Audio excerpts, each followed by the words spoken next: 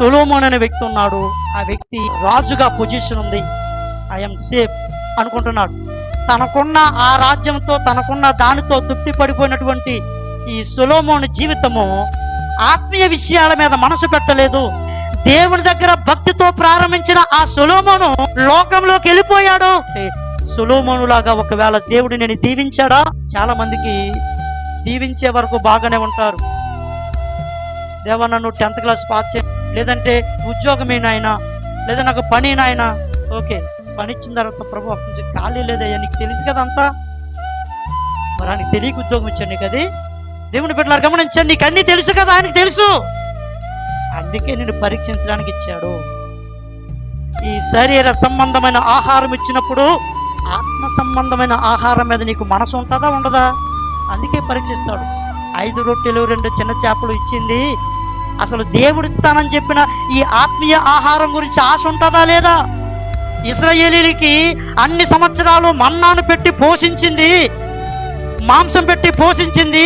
అసలు దేవుడు చెప్పే ఆత్మ విషయం మీద మనసు ఉంటుందా లేదా అని పరీక్షకే.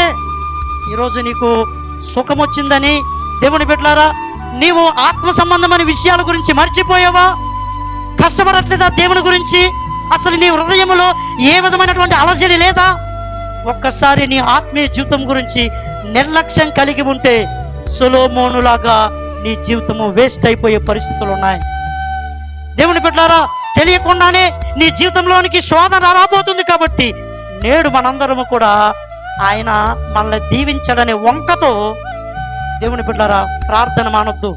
చూడండి, ఆదివారమునకు మ్యాథ్స్ కానీ ఉద్యోగాలు మానేయండి. నువ్వు ఉద్యోగంకి వెళ్ళినప్పుడే, అది ఏ ఉద్యోగమైనా నీ ఆత్మ ముందు నీ శరీర సంబంధం ఏది గొప్ప కాదు. కాబట్టి ఉద్యోగంలో చేరే ముందే ఆదివారం సెలవా కాదా అని చూసుకో. నువ్వు వచ్చి ఇంటి దగ్గర ప్రార్థన చేయగలవా లేదా అప్పుడే చూసుకో. అంతే, ఇంకా ఏదైనా విడిచిపెట్టే. దేవుని బిడ్డలారా అది నీకు ఏ మాత్రం కూడా మేలు కాదు. అందుకే ఈ శరీర సంబంధమైన ఆహారం గురించి కాదు కానీ ఆత్మ సంబంధమైన ఆహారం కోసం ప్రయాసపడు. కొంతమందిని దేవుడు సొలొమోను లాగా శరీర సంబంధంగా మంచిగా దీవించిన తర్వాత దేవుడా నీకు తెలుసు కదా, నీకు తెలుసు కదా నాయనా, నీకు తెలుసు కదా అని నరకములోనికి వెళ్ళిపోతా ఉన్నా.